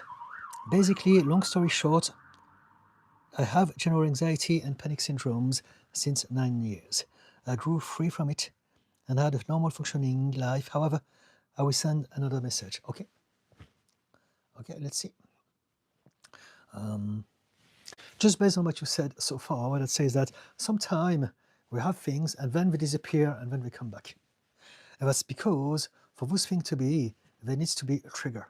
And so maybe for many years in your life, you were in an environment where those aspects of you were not triggered. But now something has changed and those triggers are back in some shape. And that's why you are back into that state. Jiki, I have unfortunately had severe alcoholic periodic drinking and was sentenced 6 months, not jail, to law of addicts, where basically I was sent to a place of inhuman condition and I was isolated in a place. That sounds terrible. I'm sorry to hear that. Which country is it? It was just a corridor, no treatment, pure isolation, 6 months. This is torture. This is wrong. Where was it? This is going to traumatize you furthermore. Jiki, I couldn't be outside, scream for help daily, and it's Sweden. It's wrong. I'm surprised because Sweden society is supposed to be quite open-minded, educated, and liberal. So this is very wrong to me. This is not how you deal with addiction at all. This is the opposite. It makes things worse. We have a law called LVM in our country. Gosh, I didn't know about this. Let me check out. LVM Sweden.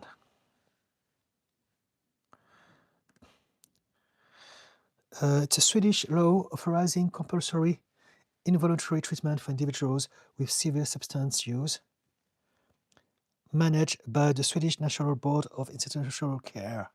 It applies when voluntary care is insufficient and if authorized involves 11 specialized institutions for up to 6 months, targeting those with high mortality risk. Okay. To act on care date. So that's because you are...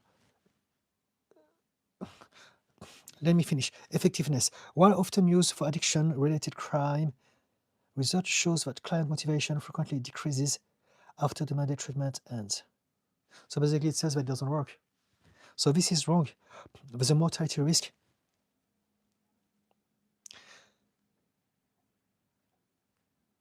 Mortality risk remains high immediately after discharge. So basically, it's a terrible system. I'm surprised that it's happening still. So that's why I'm saying, we want to learn about mental health, because very often what I say is that up till not so long ago, everything we thought we knew about mental health was barbaric. And now you're proving to me that this is still happening. So this is, to me, barbaric. This is not how you deal with that. Especially since people are going to unalive themselves as soon as they're out. It's just ridiculous. You don't do it like that. I'm sorry to hear about this.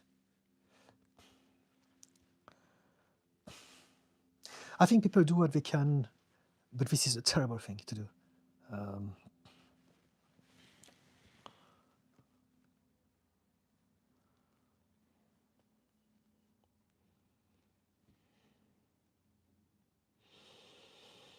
I'm so sorry to hear about it, GK. Kevin, I did the color exercise. Fantastic. How did it go? Did it help? GK, so being isolated, I slowly grew bad discomfort symptoms of getting ideas of staff and people in the institute wanting to hurt me and evil intentions. I'm not surprised. I told this and that I was worried. They offered no help for it. So once I came home to my apartment and started working again, I am now suffering with ridiculous sensitivity to sounds, like a car right now driving or being in civilization. I can't. So now I'm completely working from home and just always in my apartment, because I generally, if I try to walk even outside, faint because I faint because I forget to breathe. And right now I've searched for help and I'm promised we'll get a psychiatrist. I've waited 4 months now and now I feel like I'm just hopeless and it will be any day I lose my job due to my symptoms. I don't know what to do, man. Sorry, I'm venting. I just don't know what to do. Okay. The only thing that I can do for you now is to offer you to speak to me. I come here live every week, twice a week. I could work with you at a professional level. We can talk about this if you wanted. But other than that, I do live streams on YouTube every Wednesdays and every Fridays from 6 to 8 p.m. And we can learn how to get to know each other. What I would say is that you are overwhelmed and you're traumatized and you have a lot on your plate. Take it one day at a time and do your best. Don't worry about losing your job. Don't worry about this or that, because thinking about this will not help. Just do your best to survive one day at a time. Just do your best to find any way to feel a bit better about yourself in this moment. That's it. Stop thinking about the future. The more you create anxiety in the state that you are, the worse you're going to feel. The future is going to happen whether you think about it or not. So stop thinking about it. And I know that it's impossible at this point in time, but that's why if you come back or if you get to know each other, I'm a mental health professional myself, and I could absolutely help you with that. But we need to organize a discovery call at some point. We could do that if you want. There's a link on my bio to my website. It's a free call. So I'm more than happy to have that call with you, see if we can work together. And even if we don't, even if we can't work together, I can give you some pointers, right? I would love to do that for you. But a part of that, if you don't feel like organizing that call, you can always come here, we can talk. And in the meantime, what I would say to you is just do your best to stay alive. That's it. Whatever you have to do, stay alive. Whatever you have to do, take it one day at a time. Don't worry about tomorrow. Tomorrow will always happen, whether you think about it or not. What matters is now. How you feel now will dictate how you're going to deal with each moment as they unfold.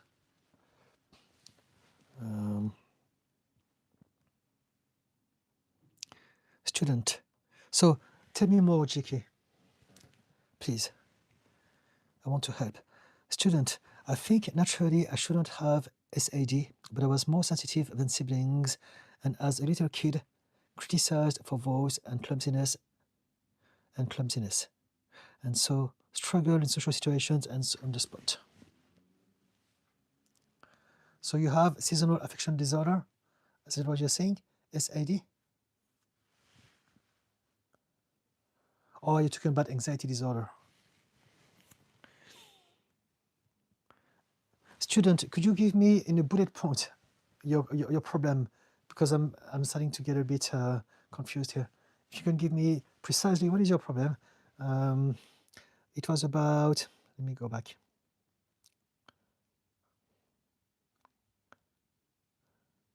I know, we were talking about whether you are neurodivergent or not. Okay, so you are on point with the conversation. Sorry, let's go back to it. I shouldn't have SAD. Do you mean ADHD or autism? But I was more sensitive than siblings, and I read a kid criticized for voice and clumsiness. So I don't know. At this point in time, let's keep talking and let me try to understand who you are. The more details you give me about yourself, the more pieces of the puzzle I have, so that I can have a profile of you at some point. But if you say that you were already a bit more sensitive, there was something different about you.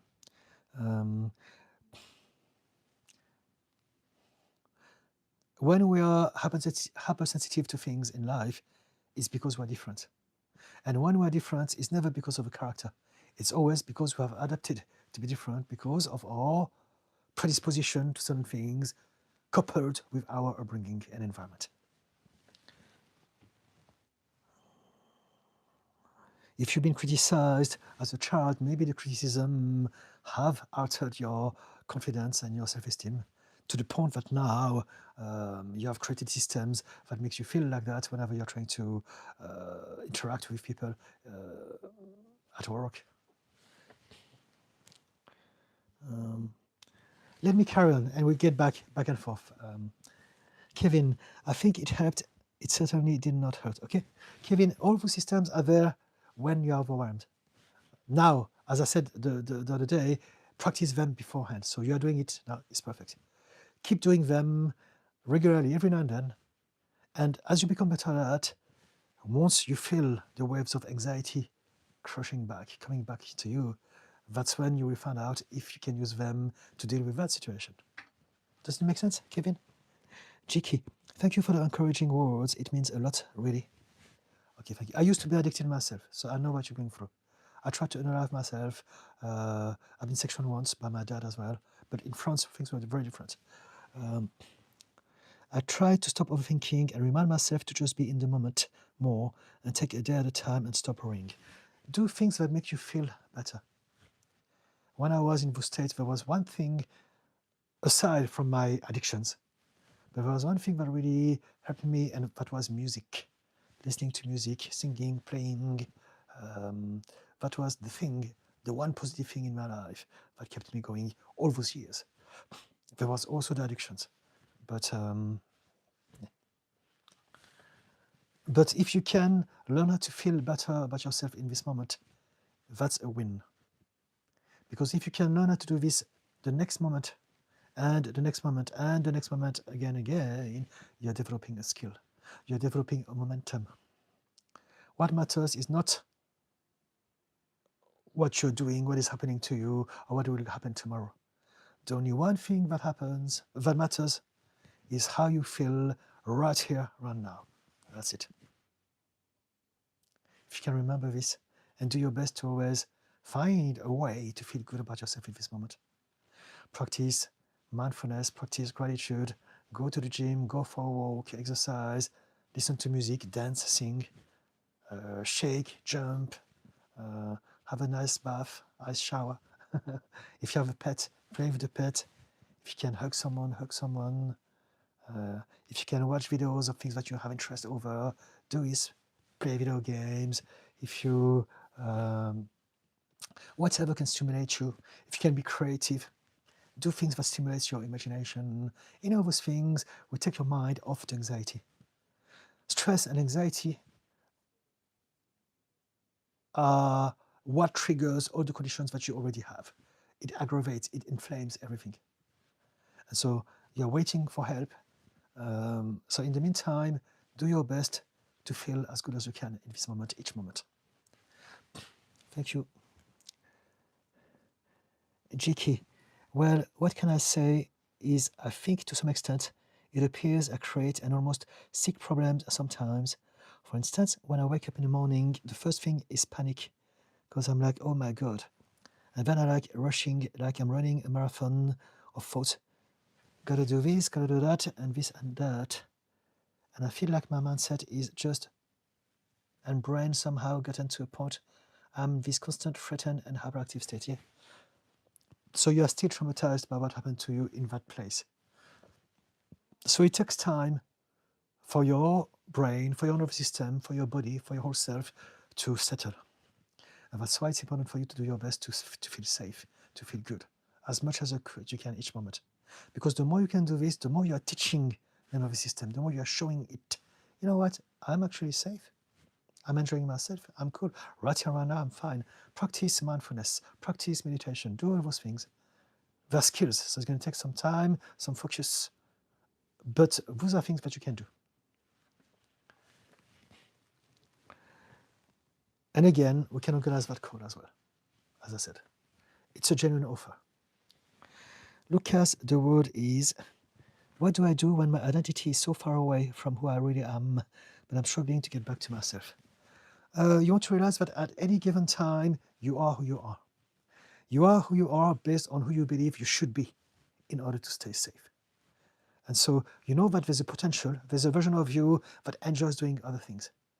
But if you're not that version in this moment, it's because you believe that that version is not safe. And that's why you're allowing another version of you to take over. And so it's not like, I have an identity, I lost it, how do I get back to it? You are constantly changing. You are constantly evolving. You are constantly adapting. And whoever that you are in this moment is the you that you believe is the version of you that is the most efficient to deal with that situation right here, right now. Right? And so how do you allow for that other version of you to come out? By finding a way to feel safe. If you can realize, I can be safe. I don't have to pretend to be someone else. I don't have to fit in. I don't have to pretend to be normal. I don't have to be a people pleaser. I don't have to say yes. I don't have to be a nice person all the time to people that I don't like. I'm safe. I can be myself. If you can let go of the fear, then those versions of you that are there to protect you will no longer need to come out because you will feel safe. And now your true authentic version will come out. The version of you who wants to speak out its truth and do things that matters to you and listen to your intuition and take each moment as they come by following your own flow and intuition. Does it help, Lucas? Your identity also is always developing and forming. We don't have a fixed identity. Our identity is something that is the reflection of what have happened to us up till this point. So as long as we're alive, up till the last day of our life, our identity is still shifting in some capacity. Does it make sense, Lucas? Jiki, like this will sound crazy, but let's take an example. I plan only 2 things because I want to not overdo things. Let's say my task at work and go to the gym. Okay? I'm not surprised. You don't sound crazy at all. I understand most things. I'm a mental health professional, and I am also neurodivergent. So don't worry about this. I will never judge anyone, not anymore, at least. Kevin, yes, it makes sense. Fantastic. Thank you, Kevin. Jiki, after I'm done, I randomly start obsessing on items, time reminders, or seriously anything. I get severe OCD. Do I get enough of this? Or it's 2 of those? What is it? Really 2, and so on. Okay. So you have a lot of overthinking, and you have a lot of rituals to have some sense of control and agency over your life, right? That's what you're saying, which is totally normal. James Denton, I'm so happy I caught you live. I'm going to jump in for a little bit in this session. One thing that remained very important in my mind was not to worry about the what if. Okay, thank you, James. Again, I'm here every week, twice a week. And also, if I have said anything that was important or interesting to you, this live stream will be available to be replayed tomorrow morning on my channel. I leave all of my live streams to be found, but it takes pretty much a day for YouTube to fully upload them. And so if you found that anything that I said was interesting and you wanted to retrieve this information, you can always replay the live sometime tomorrow. Make sure that you subscribe to my channel though, so not to forget. GK, like intrusive thought, so I force myself to check and make sure something is done. Okay, so yes, trauma, anxiety can develop into OCD. GK, I can, for instance, check if the door is locked, and then I get stuck in a loop of hour repeating, checking it and stuff, and gets insane. Okay, yep, sounds like some OCD behavior. It doesn't mean that you have OCD, but sometimes I understand, I've got the same as well. For some of us, if we have ADHD, because we've been used to forget things and to lose things and to be clumsy, and we like to check things 1 million times. I did that all my life as well. I totally understand. It's not crazy at all. Knowing what you've been through just before, knowing your history with substances, I am not surprised at all. It's relatively common and normal. It's not diminishing your suffering. It's a real problem. But there's nothing fundamentally wrong about you. It's not wrong in the sense that you are not abnormal. Your system is adapting in a relatively normal way if anyone was to go through what you have been through. I hope it helps. Soraya Sunray. Thank you, Didi. Thank you, Soraya. Mr. OCD. It's hard, GK. Let's hope it gets better for you one day. Thank you, Mr. OCD. Yes, indeed. James Danton said hi. Hello. GK, before, when I felt my best mental health-wise, I woke up 5 a.m. It was so peaceful. Then at 6, I'd be at gym, come home, worked till 5 afternoon, and I was tired of work, and I was happy with productivity. So I want you to realize that that version of yourself is you. If you've done that in the past, you can do it again. It's just that at the moment, you have been confused, you have lost your stability. Let's say you're on a bicycle, and then you fell. But you can get back and start to ride again. And so focus on the fact that you have been able to do that. And that person that did that is you. So all you need to do is to address your problems with one thing at a time. You can't change everything. But what you can do, as I said before, is to focus on feeling better in this moment. That's it. Nothing else. Just that. Focus on feeling as good as you can or as less bad as you can each moment. And that will be a start. And after that, we can continue to talk about more. But this is where everything starts. You need to feel safe. Mr. OCD, even breathing is a skill in that moment. Yes, true. Even staying alive can be a skill when we are overwhelmed, absolutely. Cheeky, and it was easy to just enjoy a movie with my wife and just relax and enjoy time. I never had these issues. Yes, you're experiencing something different. It doesn't define you. It doesn't mean that it's the end. It only means that you're experiencing something different. And so if you keep going, you will find the way out. And at some point, you will have learned something about yourself, so much so that you would know that you never have to go back again. You're going through a phase that is very intense. And it's a phase that is very important in your life because it's make it or break it. If you can make it on the other side, your whole life will change. And I know this because it happened to me, and it happens to many of my clients and many of my friends as well. It's possible. Jiki, thank you, Mr. OCD. Kevin, it seems like stressed, what I learn is forgotten. I don't understand what you mean. It seems like stressed, what I learn is forgotten. I don't understand. Sorry, could you clarify this for me, please? Jiki, I am only working 2 hours a day now, though, so I don't know if I should jump straight into full-time again, because I wouldn't have free time to overthink and be so anxious as possible, but I do. If I do it, I'm taking a risk. Follow your intuition. Do what feels right for you. Do what feels the easiest for you at this point in time. If it feels easier for you to go back to work so that you don't think, do it. If it feels easier for you to stay home and maybe focus on learning how to do things to feel better about yourself, do that instead. Only you know, but you need to find a way to reconnect with your intuition. But also know that whatever that you decide to do is never the end of it. You can always, life is always changing. And so whatever decision that you take may take you somewhere else and offer you new choices then. So don't think it's all or nothing when you take a decision. Do your best to follow your intuition and see what happens.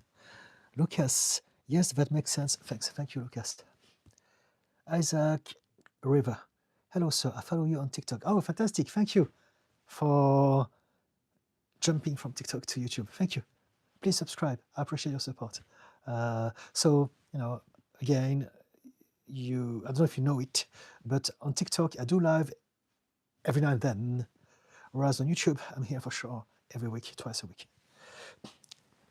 Isaac said hi. James, I really like how you mentioned the reality keeps changing. One thing that helps me to embrace change is that the clock is always taking the minute and is always moving. Just relax, embrace the change. Yes, life goes on. We feel like whatever we're feeling in this moment is going to last forever. But life is always constantly unfolding and changing, and each moment brings new options and possibilities. James, since the clock is always ticking and it's always moving, not getting overly consumed with the time and respecting time just bring me personally great peace, sticking to not worrying about what if. Fantastic, that sounds great. Yeah. What if is wasting the time by imagining a time that only exists in your imagination. But because you are imagining that time instead of being here, you're not using the here time, which is being present, being mindful of this moment. And for those of us who worry or anxious, we need to realize that anxiety only exists in the future. Right here and now, there's no anxiety. If we can be present, for the vast majority of us, there are exceptions. If you are facing a real imminent threat, now there's a reason for you to be anxious. But for the vast majority of us, and for the vast majority of time, 99.99% of our worries never happen. So we're wasting our potential to enjoy this moment, to be grateful about something, to appreciate something. Instead, we're catastrophizing things that will never happen. Look, half the month I'm on top of the world with incredible confidence and motivation for life. I feel like my eyes open and I can see the world different. The other half of the month I lose everything. Okay?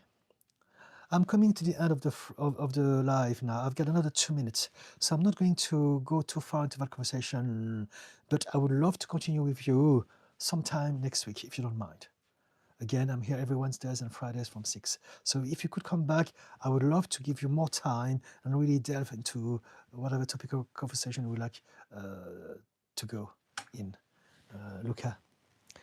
Jiki, this hit really hard and was the most uplifting and important thing I've heard in a long time. Hey, fantastic. Yes. Thank you so much, Jiki. Ah, gosh. I'm going to read it again.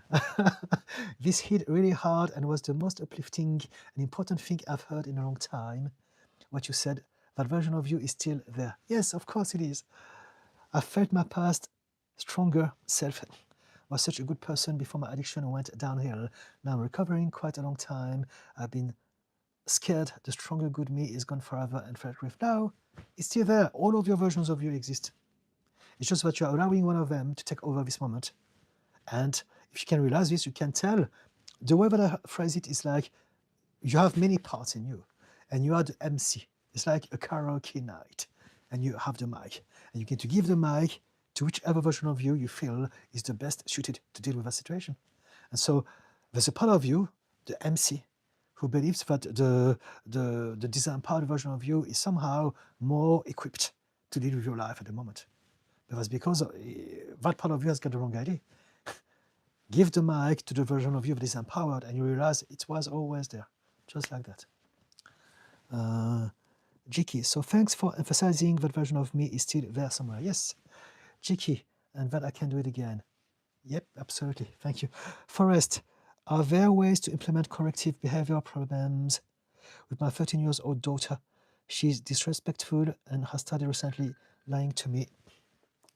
And Sorry, this is telling me that it's the end of the live, but I need to read the last comment. Are there ways to implement corrective behavioral problems with my 13-year-old daughter? She's disrespectful and has started recently lying to me and about her shows. I would love to talk about it. And it is more to do with parenting, as in understanding the bigger picture, than just method to correct your daughter.